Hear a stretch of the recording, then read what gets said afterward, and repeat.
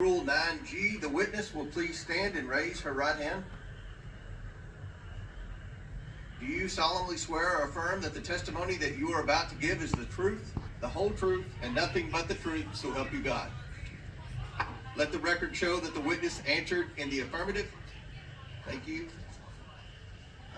We certainly appreciate you being here today and look forward to your testimony.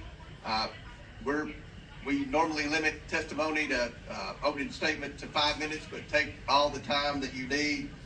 Obviously, the rules that we will abide by when you're finished with your statement, we will then turn to questions. Each member will have 5 minutes. And just a note to the members, I'm going to strictly adhere to the 5 minutes. Once 5 minutes is up, I will hit the gavel. If the director is in the process of answering a question, we'll certainly let her finish her answers, and then we will move on. We're going to have about 100% attendance here today, plus a few additional add-ons. So this will be a very lengthy hearing, and we want to make sure every member gets their 5 minutes uninterrupted to be able to ask these important questions in this very bipartisan hearing today. I now recognize Director Cheadle for your opening statement. Thank you. Good morning, Chairman Comer, Ranking Member Raskin, and distinguished members of the committee. My name is Kimberly Cheadle, and I'm the Director of the United States Secret Service. I appreciate the opportunity to appear before you today. The assassination attempt of former President Donald Trump on July 13th is the most significant operational failure of the Secret Service in decades, and I am keeping him and his family in my thoughts. I would like to offer my sincerest condolences to the family of Corey Comparator, a former fire chief and a hero who was killed in this senseless shooting. I would also like to acknowledge those who were injured in Butler, David Dutch, and James Copenhagen, and I wish them a speedy recovery. I would be remiss if I did not also extend my condolences on the passing of your colleague, Congresswoman Sheila Jackson Lee. Ms. Jackson Lee was always engaged in the oversight of the Secret Service, and her passing is a great loss to this body. The Secret Service's solemn mission is to protect our nation's leaders. On July 13th, we failed. As a director of the United States Secret Service, I take full responsibility for any security lapse of our agency. We are fully cooperating with ongoing investigations.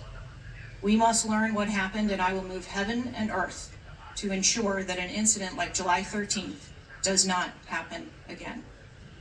Let me state unequivocally, nothing I have said should be interpreted to place blame for this failure on our federal, state, or local law enforcement partners who supported the Secret Service in Butler. We could not do our job without them. We rely on the relationships built over years of working together to secure events and conduct investigations. Our agents, officers, and support personnel understand that every day we are expected to sacrifice our lives to execute a no-fail mission. As witnessed on July 13th, our special agents shielded former President Trump with their own bodies on stage while shots were being fired. Selflessly willing to make the ultimate sacrifice without hesitation, I am proud beyond words of the actions taken by the former president's detail, the counter-sniper team who neutralized the gunman, and the tactical team who was prepared to act. I will be transparent as possible when I speak with you, understanding, though, at times that I may be limited in providing a thorough response in this open setting due to associated risks with sharing highly sensitive protected methodologies. I do not want to inadvertently provide you today with inaccurate information. Since January 1st, 2024, the Secret Service has successfully secured over 7,500 sites. Every protective advance comes with its own set of challenges and requires a customized mitigation strategy, including specific assets. Security plans are multi-layered, providing 360 degrees of protection. These layers include personnel, technical, and tactical assets, which are a force multiplier for our protective posture. During every advance, we attempt to strike a balance between enabling the protectee to be visible and our protective requirements to be secure. I know this because I have spent 29 years in this agency. I came up through the ranks, I've secured events for every president since President Clinton, supervised on Vice President Cheney's detail, led our training center, oversaw all of the investigations and protective visits in the state of Georgia, supervised on Vice President Biden's detail, and the agency's entire protective mission during the Trump administration. The comprehensive advance process involves collaborative planning between our Secret Service, the protectees staff, local law enforcement partners, and the level of security provided for the former president increased well before the campaign and has been steadily increasing as threats evolve.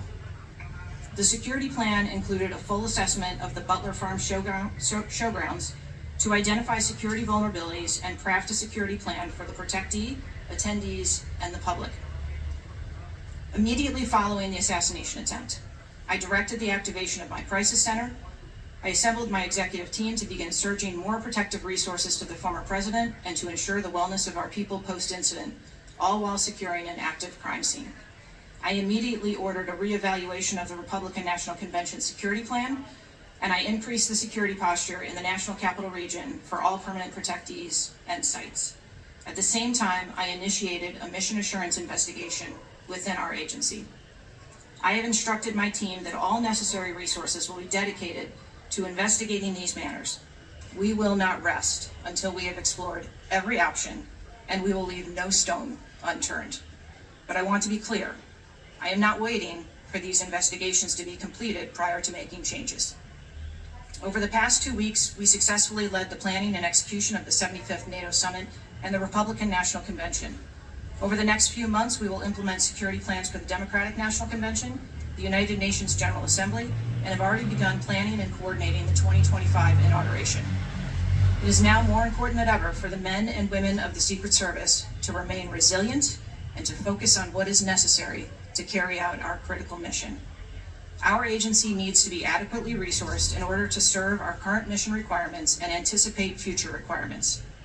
The Secret Service currently protects 36 individuals on a daily basis, as well as world leaders who visit the United States, like Israeli Prime Minister Benjamin Netanyahu, who arrived in Washington, D.C. today. The coming years will bring an unprecedented heavy protection tempo. I have no doubt that the processes that I have implemented during my tenure as director, in addition to my nearly 30 years of experience in this agency, have positioned the Secret Service to be stronger. Our mission is not political. It is literally a matter of life and death, and the tragic events on July 13th remind us of that. I have full confidence in the men and women of the Secret Service. They are worthy of our support in executing our protective mission. I will now answer any questions that the committee may have. Thank you very much, Director Cheadle. We'll now begin our 5 minutes questions, and I will begin. Just for the record, the Secret Service has an annual budget of around $3.1 billion, and I believe around 8,000 employees. Is that correct? Yes, sir. Obviously, there were many security failures on the day of the attempted assassination and leading up to that day. Let's start with the building that the shooter used to shoot President Trump from. At any point Saturday, did the Secret Service have an agent on top of that roof? Sir, I'm sure as you can imagine that we are just 9 days out from this incident, and there's still an ongoing investigation. And so I want to make sure that any information that we are providing to you is factual. You can't, okay. Why did the Secret Service not, can you answer why the Secret Service didn't place a single agent on the roof? We are still looking into the advanced process and the decisions that were made. Okay. Wasn't that building within the perimeter that should be secured? Do we agree with that? The building was outside of the perimeter on the day of the visit. But again, that is one of the things that during the investigation we want to take a look at and determine whether or not other decisions should have been made. One of the things that you said, I believe, in an interview, that there wasn't an agent on the roof because it was a sloped roof. Is that normal, and do you fear that immediately creates an opportunity for future would-be assassins to look for a slanted roof? I mean, this is a huge question that every American has. Why wasn't a Secret Service agent on the roof? And there have been reports that agents were supposed to be on the roof, but it was hot that day and they didn't want to be on the roof. Can you answer any of those questions, Director? So I appreciate you asking me that question, Chairman. I should have been more clear in my answer when I spoke about where we place personnel in that interview. What I can tell you is that there was a plan in place to provide overwatch, and we are still looking into responsibilities and who was going to provide overwatch. But the Secret Service in general, not speaking specifically to this incident, when we are providing overwatch, whether that be through counter snipers or other technology, prefer to have sterile rooftops. Did the Secret Service use any drones for surveillance that day? So again, I'm not going to get into specifics of that day in itself, but there are times during a security plan that the Secret Service does deploy an asset like a drone. There were reports that the shooter used a drone just a few hours before the rally start time. Is that accurate? I have heard those same reports, and again, am waiting for the final report. Do you know, if you can't answer the question, that's your answer.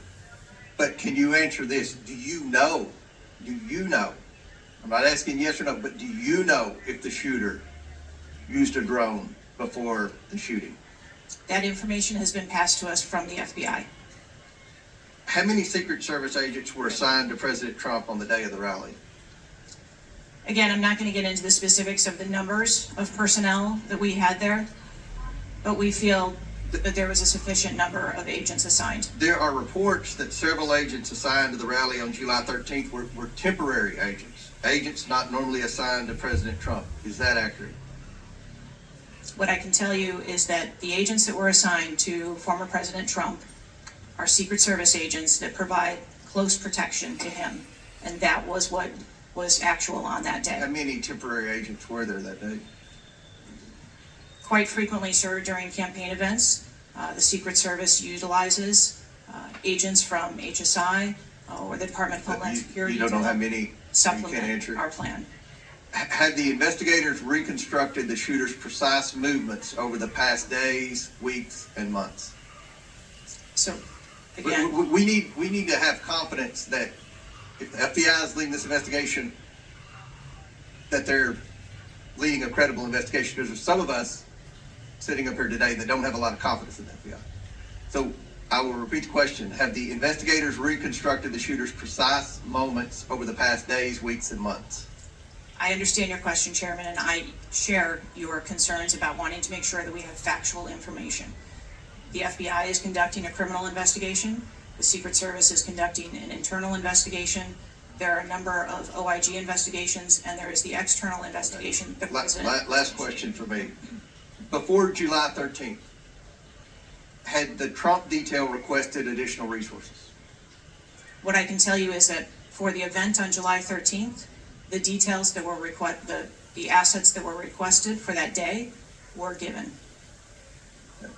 My time has expired. Chair now recognizes Ranking Member Raskin for 5 minutes. Thank you, Mr. Chairman. It's been reported that before former President Trump got up on the stage at a